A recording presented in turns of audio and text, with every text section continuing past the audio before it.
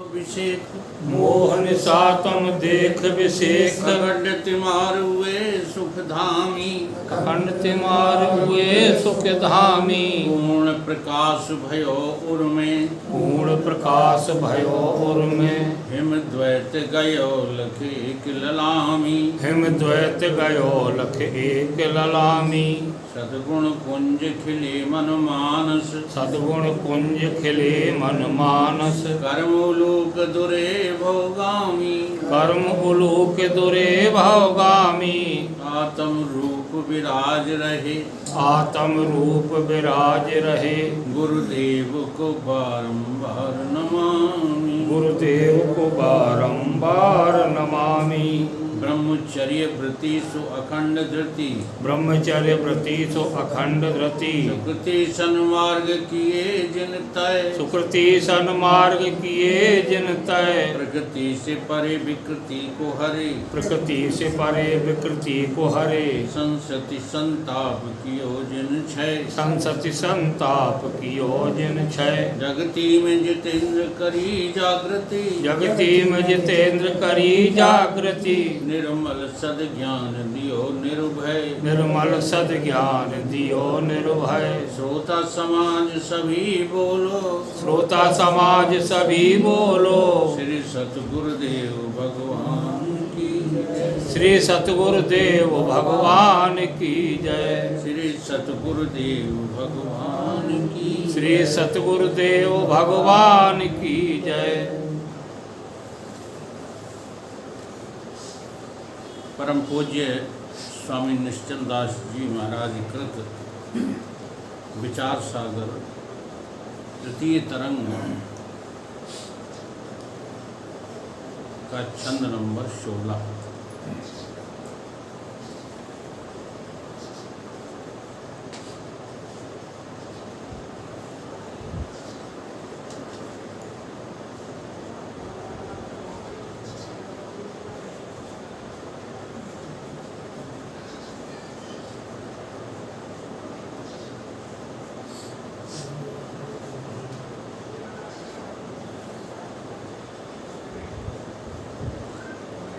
पत्नी पुत्र भूमि पशु दासी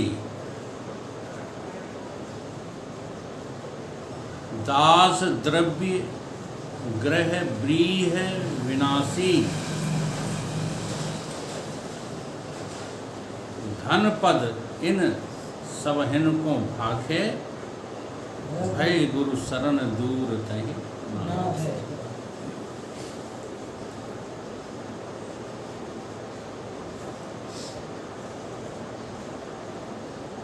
पहले इसका हिंदी अर्थ जो है पढ़ देते हैं। बहुत महत्वपूर्ण दोहा है ये जो है आप लोगों के लिए प्रथम सीढ़ी है, प्रथम सीढ़ी है ये दोहा। अगर गुरु की शरण में पहुंचना है तो इस दोहे का पालन करो, और नहीं तो तुम मूर्ख हो अव्वल नंबर के, और गुरु को समझते हो बेवकूफ़। गुरु को क्या समझते हो? अपने को समझते हो चतुर। ये चतुराई छोड़ो, चतुराई चूल्हे पड़े और घूरे पड़े। अच्छा, ये तुम जो आचरण की बात करते हो ना, क्या आचरण करोगे? तुम्हारा आचरण दुराचरण है, इसका होश नहीं है। ये जितने भी आचरण कर रहे हो ये सब दुराचरण हैं शास्त्रों की दृष्टि में।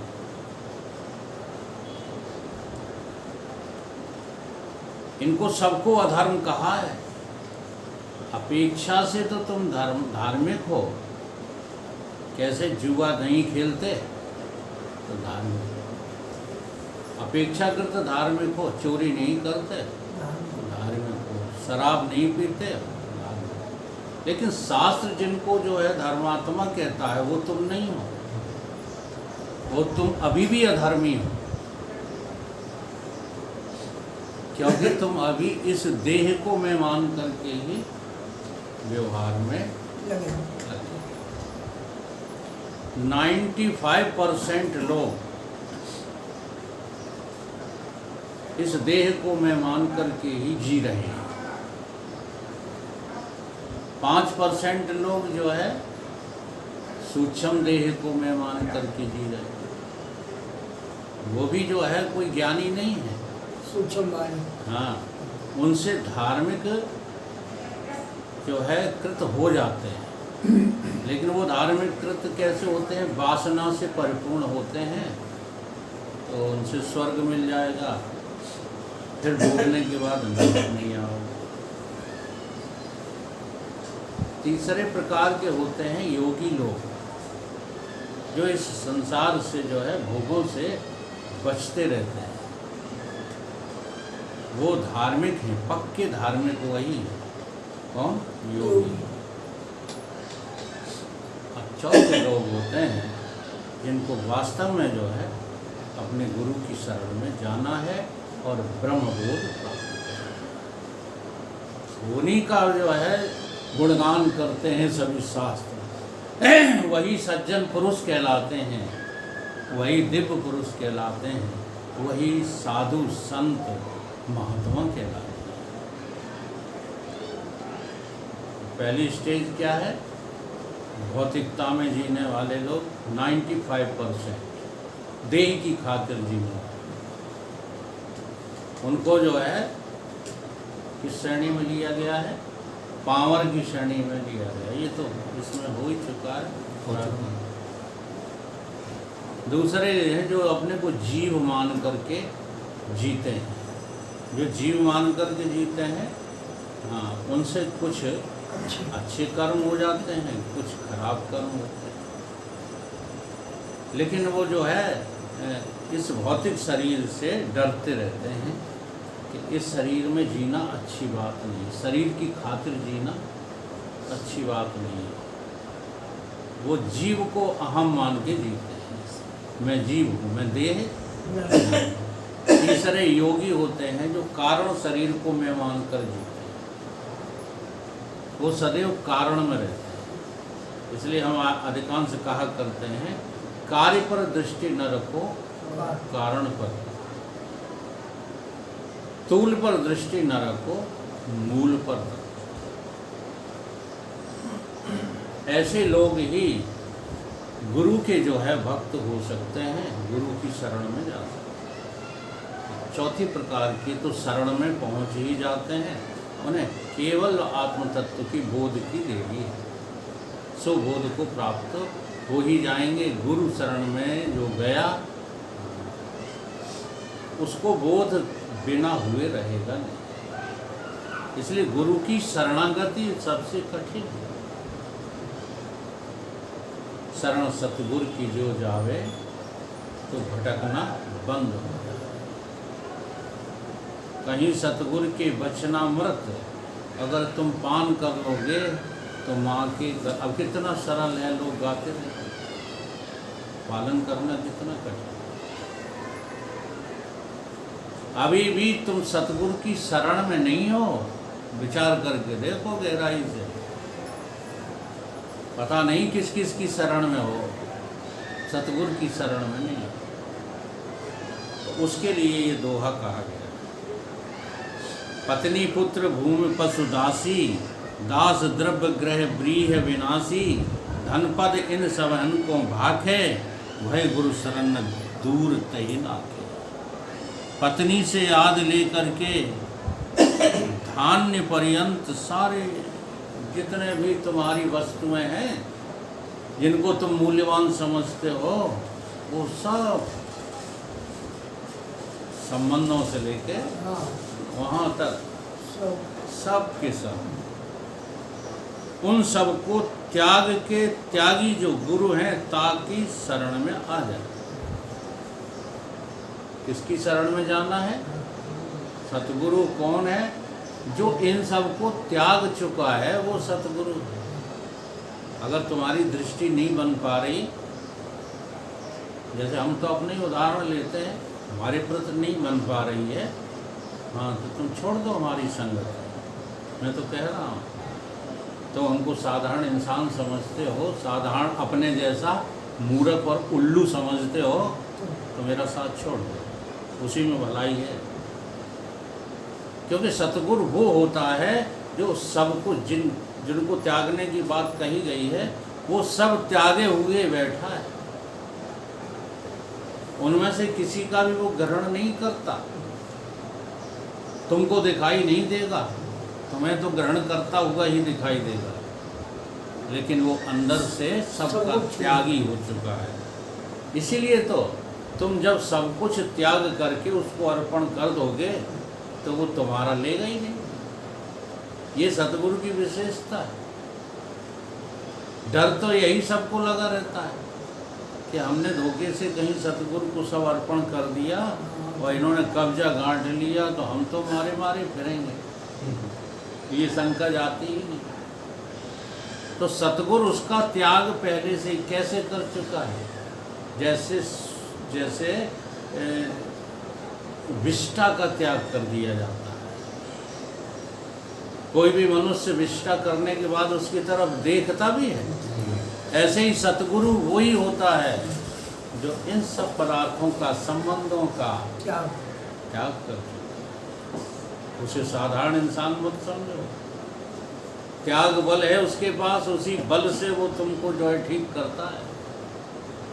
तुम्हारे को जो वो टॉर्चर, जगदीश की भाषा में टॉर्चर करता है तो वो किसी बल पर करता है। हाँ, कोई घेंगोलॉजी नहीं पढ़ता सतगुरु कि नहीं तुम्हारे दाव में आ गए तो चलो ठीक है, कोई बात नहीं, तुम ठीक हो हमें खा, ऐसा नहीं है। उन सब का वो त्यागी है।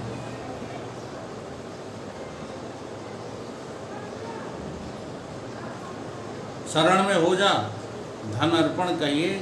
गुरु त्यागी है सो आप तो अंगीकार करेगा नहीं, परंतु उन गुरु की प्राप्ति वास्ते तेरा त्याग हो जाएगा। गुरु को जो है समर्पण की बात क्यों कही गई है? जिन वस्तुओं को आप त्यागो उन सबको किसको दे दो? गुरु को सुपुर्द कर दो। क्यों कर दो? कि गुरु उन्हें लेगा तो नहीं, लेकिन तेरा त्याग जो है पूरा हो जाएगा। तीन गुरु की प्राप्ति वास्ते धन आदि का त्याग। इसलिए ऐसा जो त्याग है सो गुरु को ही अर्पण होता है। तो ऐसा त्याग किसको अर्पण होता है? गुरु को ही। इसलिए जो है भगवान कहते हैं गीता में, कई जगह कहा है, आ ब्रह्मो भुवनो लोकः पुनरावर्तना अर्जुन।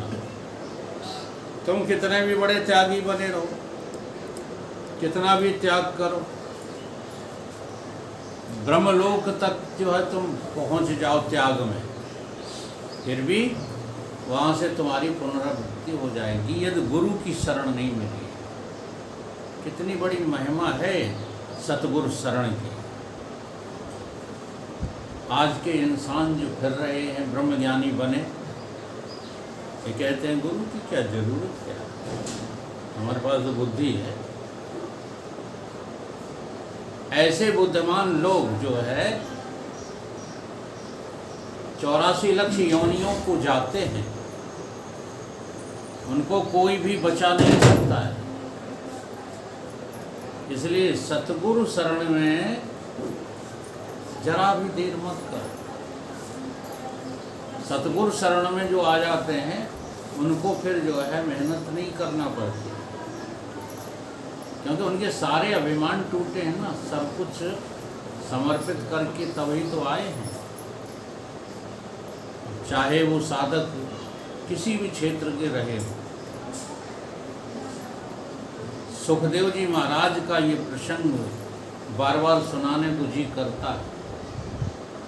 सुखदेव जी महाराज ने 12 वर्ष भजन किया था, 12 वर्ष गर्भ में भजन किया था, चिंतन किया था, मनन किया था, लेकिन गुरु के बिना। तुलसीदास जी चूके नहीं है, उनको भी गुरु बिन होय के ज्ञान। उनका सब नकली था, सुखदेव जी का लग रहा था असली। मूर्ख लोग एक जो है प्रसंग सुनाते हैं, वो सब मूर्ख पंडित हैं, क्या सुनाते रहते हैं कि एक बार सुखदेव जी महाराज चले जा रहे थे, वहाँ से निकले जहाँ पर नवीन उम्र की जो है महिलाएं स्नान कर रही हैं, तो कोई भी किसी ने भी अपने जो बदन को ढका नहीं, ज्यों कि त्यों नहाती नहीं। और व्यास जी निकले तो कि सब ने अपने बदन को ढक लिया। तो ऋषि मुनियों ने पूछा कि गोपिकाओं तुम ऐसा क्यों करते? युवा आदमी था वो, जब निकला तो तुमने बदन नहीं ढका, और वयोवृद्ध, हाँ वेद वृद्ध, हाँ सब कुछ वृद्ध हैं, कौन? व्यास जी। व्यास जी। तो उन गोपिकाओं ने जवाब दिया कि व्यास जी जो है ज्ञानी नहीं है और सुखदेव जी ज्ञानी है। तो ये उन जो है गोपिकाओं की मूर्खता दर्शाई गई है। क्यों? अगर जो है वेद व्यास जी ज्ञानी नहीं होते तो वेद व्यास जी की ही कथा को सुनकर के, तो जो वेद व्यास की कथा है ना, अमृत कथा, वही शंकर जी और पार्वती जब आपस में चर्चा कर रहे थे, उसी कथा को सुनकर के तो बैरागी हुए थे, और तुम्हें वो व्यास जी रागी दिख रहे हैं। क्यों दिख रहे हैं? क्योंकि गोपिकाओं की दृष्टि बहिर्दृष्टि है। तो सारा खेल जो है रासलीला, इसी का नाम तो है।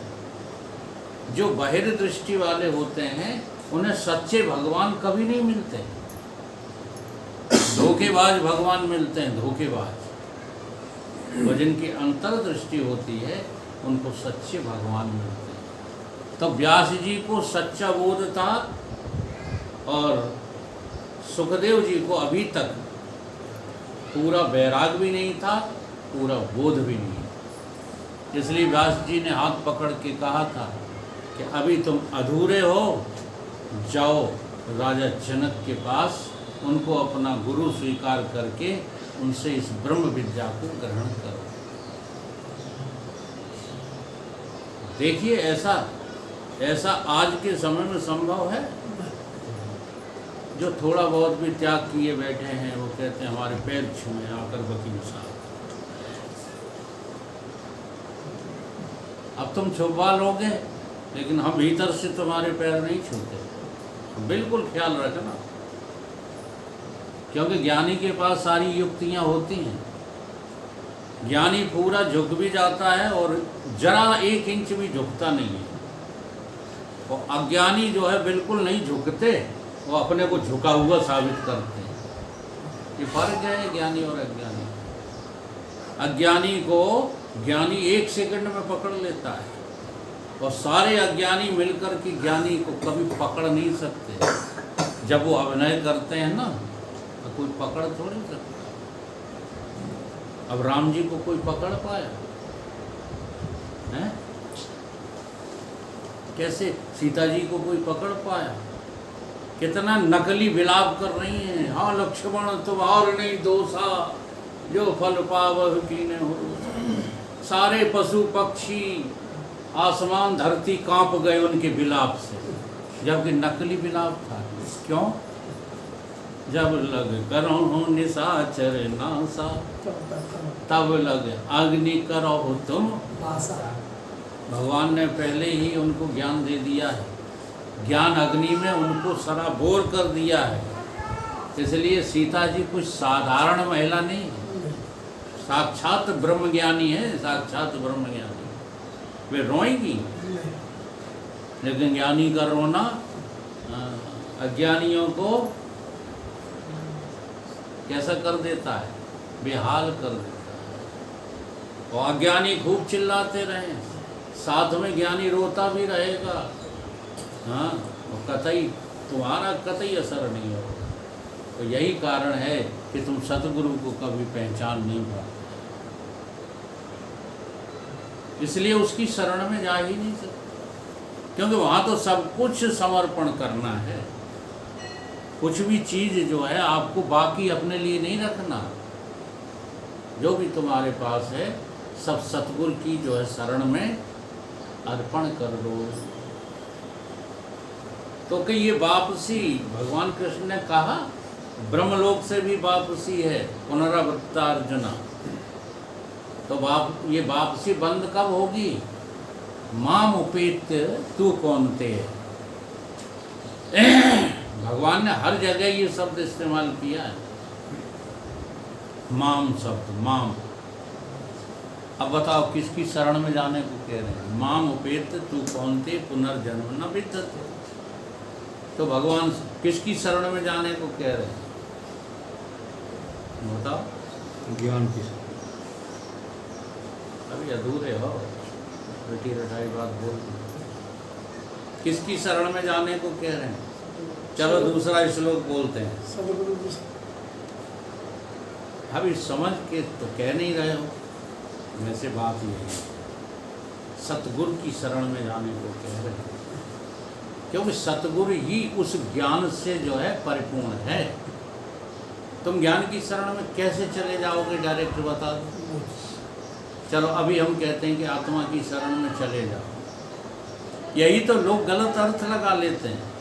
वैसी गलत अर्थ के अधीन घमंडी हो जाते हैं, फिर उन्हें सतगुरु की जरूरत ही खत्म हो जाती है। कहते हम तो आत्मा हैं, हम जानेंगे। हर जगह भगवान ने माम शब्द इस्तेमाल किया है, वो किस लिए किया है? देवी ही ऐसा गुणमयी मम माया दुरत्या, लेकिन ये दुरत्या माया भी पार की जा सकती है। माम एव एन प्रप्रधन्ते, मेरी शरण में, वहाँ भी माम कहा है। सर्वधर्म परित्यज्यम, वहाँ भी माम एव शरणम, माम एकम शरणम। ये माम शब्द का अर्थ बड़ा गहरा है गीता में। अर्थात वो आत्मज्ञानी पुरुष जिसको जो है परिपूर्णता उपलब्ध हो चुकी है, वो ऐसे दिखते हुए व्यक्ति की शरण में जा, ये कह रहे हैं। चाहे जैसे खंडू खांचा आदमी की शरण में मत चले जाओ, जिसको पूर्ण आत्मबोध हुआ है और उस आत्मबोध के अधीन ही उसका जो है सांसारिक व्यवहार होता है, उसकी शरण में जाओ। क्योंकि गुरुजी भी तुम्हें समझाएंगे, जब ज्ञान देंगे तो कैसे दे देंगे? गुरुजी के पास केवल आत्मा हो, ठीक है, वाणी ना हो गुरुजी के पास, और अंतःकरण भी ना हो गुरुजी के पास। बिना अंतःकरण वाले अब रामानंद जी को बुलाओ, दे जाएंगे तुमको, पढ़ा जाएंगे। अब तो रामानंद जी के इस चेला से ही तुम्हें पढ़ना पड़ेगा। लेकिन तुम गलत अर्थ लगा बैठे। गुरु का अर्थ तुम जो है ऐसे ही लगा बैठे जैसे भूत पिशाचों के अर्थ तुम लगाए बैठे हो। इसलिए मूर्खता छोड़ते नहीं। गुरु जब भी जो है प्रकट होगा तब देह के द्वारा ही प्रकट होगा। इसलिए खाली देह गुरु नहीं है, देह के लिए भी मना किया जाता है कि देह गुरु नहीं है, मन गुरु नहीं है, बुद्धि गुरु नहीं है, इनके लिए भी मना किया जाता है। गुरु तो आत्मा है, लेकिन इस बात के लिए भी मना किया जाता है कि खाली आत्मा की शरण में तुम चले कैसे जाओगे, बता दो। इसलिए वो व्यक्ति जिसे परम तत्व का पूर्ण बोध है और उस परम तत्व के जो है ज्ञान में ही उसका जीवन भी चल रहा है, ऐसे परम महापुरुष की शरण में जाने का नाम है सतगुरु की शरण। वहाँ सब कुछ त्याग के जाना पड़ता, सब कुछ त्याग के ही नहीं, जो त्यागा है वो गुरु के चरणों में समर्पण कर दो तो सतगुरु की शरण में हो। वो अपना सब कुछ लिए ही रहते हो और गुरु की जो है चरण वंदना करते ही रहते हो। तो गुरु इतने जो है फिर बेवकूफ़ भी नहीं है कि तुम्हारी नीयत को समझ ना पाए। फिर तुम जो चाहते हो अपने हृदय में हाँ, उसी का आशीर्वाद देते रहते हैं। ब्रह्म विद्या तुमको नहीं मिलेगी। ब्रह्म विद्या को पाना है तो सतगुरु की पूरी शरण में आना। बोलो, कोई शंका हो तो? आगे से उल्टा है। धन अर्पण को भेव, एक कहो सुन दूसरो, वही गृहस्थ गुरुदेव, याज्ञवल्क्य सम देह तिह। और अगर तुम्हारे जो गुरुदेव हम संगाती हैं, दिखाए तो ना साफ गृहस्थ हैं, तो कोई अपनी सारी संपत्ति तुम उनको दे दो। अब देखो, हम बेईमानी तो कर नहीं सकते शब्दों के प्रति, लेकिन तुम लोगों को लगेगा मांग रहे हैं। मांग कुछ नहीं रहे, लेकिन ये हकीकत है। जब तक तुम जो है गृहस्थ गुरु को सब कुछ दे नहीं दोगे अपना, तब तक तुम्हारा कल्याण होने वाला नहीं। इसको जो है दूसरे तरह का अर्पण कहते हैं। इसको दूसरे तरह का अर्पण क्या कहते हैं कि तुम्हें वो त्यागी जो सन्यासी गुरु थे वो तो त्यागी दिखते थे, लेकिन ये तुम्हें त्यागी दिखेंगे नहीं। इसलिए इनको समर्पण करना बहुत कठिन है। इसलिए गुरुदेव महाराज जी को उदाहरण देते हैं कि सन्यासी तो वो है जो पगडंडी पर चलता है। ये बहुत सरल काम है। सन्यासी का जीवन बहुत सरल है। कोई परवाह ही नहीं है। काय की परवाह? उनको तो रोटी बनाना भी निषेध है। मिल जाए तो खा ले और नहीं मिल जाए तो लो। फिर जगदीश कहते हैं कुर्रम कुर्रा। लेकिन गृहस्थी का जीवन जो है वो बड़ा समस्याओं ग्रस्त है। और यहाँ पर गुरुजी सारी समस्याओं को जो है वाद करके जी रहे हैं। इसलिए गृहस्थ गुरु उस सन्यासी गुरु से श्रेष्ठ होता है। अगर नहीं होता है तो बाल बैरागी क्यों, गर्भ बैरागी कहो सुखदेव जी को। किसकी शरण में भेजा है? गृहस्थ गुरु की शरण। ये 6 लाइन का मार्ग है। यहाँ कभी भी जो है एक्सीडेंट हो सकता है। इसलिए बड़ा संभल कर के चलते हैं। कौन? गृहस्थ गुरु। गृहस्थ गुरु जैसी महान हस्ती नहीं मिलेगी। हम बहुत सत्य के जो है पक्षधर हैं। हमको 1% भी झूठ बाता नहीं। आज जब महात्मा गांधी को ये हिंदू लोग गाली देते हैं तो मुझे लगता है कि इनमें से कोई हिंदू है ही नहीं। सब के सब जो है गद्दार हैं। इतना बड़ा महापुरुष घर गृहस्थी में रहते हुए कितनी बड़ी बागडोर उसने संभाली। लोग कहते हैं चरखा ही चलाते रह जाते कि स्वतंत्रता नहीं मिलती। हम एक आपको उदाहरण देते हैं। जब जो है चाणक्य के पिता को मार करके और तमाम साधु संतों की हत्याएं करके, वो जो वंश था उसका नाम तो मुझे याद नहीं, इतिहास का मैं विद्यार्थी नहीं रहा हूँ, शासन कर रहा था, तब चाणक्य ने किसको बनाया था? चंद्रगुप्त मौर्य को। तब वो खुद नहीं शासन उस पर गद्दी पे बैठ सकते थे, क्योंकि सारी प्रेरणा तो चाणक्य की थी, सारी योजनाएं तो चाणक्य की थी। हैं? बोलो, फिर राजा क्यों जो है चंद्रगुप्त बने? क्योंकि ब्रह्मज्ञानी संत जो होते हैं, महात्मा जो होते हैं, वो जान जाते हैं कि सिवाय आत्मा के दूसरा कोई सत्य है नहीं, लेकिन व्यवहारिकता में वो खरे उतरते हैं। इसलिए वो महान होते हैं। क्या महात्मा गांधी जी उस लड़ाई को सुलझा कर ये नहीं कह सकते थे ना नेहरू बनेगा प्रधानमंत्री, ना जिन्ना बनेगा प्रधानमंत्री? प्रधानमंत्री बनेगा मोहनदास करमचंद गांधी, नहीं कह सकते थे। और सारे भारतवर्ष को ये बात मान्य हो जाती है।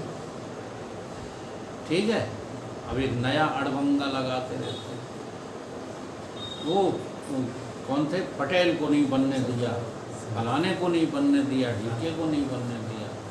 जो त्यागी पुरुष होते हैं ना, वो अंदर तक की बात को सोचते हैं कि बड़ी मुश्किल से तो जो है स्वतंत्रता हो पाई है। अब एक नई जो है कोई समस्या पैदा हो जाए, उससे बचाने के लिए महात्मा गांधी चुप रहे थे। ये महात्मा गांधी जानते नहीं थे कि किस किसने बढ़िया काम किया है। तो यहाँ हमारे कहने का मतलब है, चरखा चलाने वाले की वजह से स्वतंत्रता मिली है, ये गोलियाँ चलाने वालों की वजह से नहीं मिली। लेकिन आज हिंदू की मति खराब हो गई। आज मारकाट हिंसा के प्रति इतना प्रेम हो गया है लोगों को कि महापुरुषों को भी गालियाँ देने लगे। अब हम कांग्रेसी तो है नहीं, हम तो हिंदू